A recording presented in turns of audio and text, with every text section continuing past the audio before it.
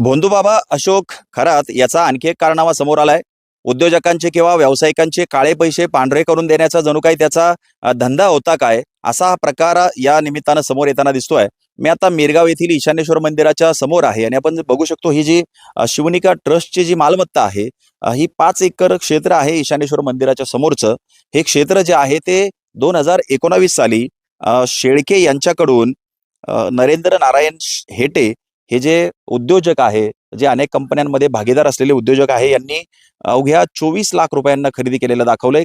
खरं तर त्यावेळी 16 लाख रुपये या जमिनीचं बाजार मूल्य होतं। यांनी 24 लाख रुपयाला खरेदी केली ती जमीन आणि अवघ्या 4 ते 5 महिन्यांमध्ये याच जमिनीची किंमत 32 लाख रुपये दाखवली गेली आणि 32 लाख रुपयांची ही जमीन शिवनिका ट्रस्टला दान करण्यात आली।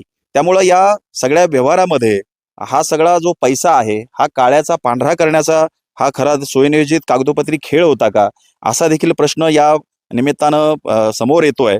त्यामुळं एकीकडे लैंगिक शोषणचा जो तपास आहे तो सुरू असताना या बाबाचे जे काळे धंदे होते याचा तपास देखील होणं गरजेचं आहे आणि जे उद्योगपती किंवा जे व्यावसायिक हे देखील त्याला भागीदार होते, जे आपला काळा पैसा पांढरा करून घेत होते, हे देखील याचा देखील तपास होणं गरजेचं आहे।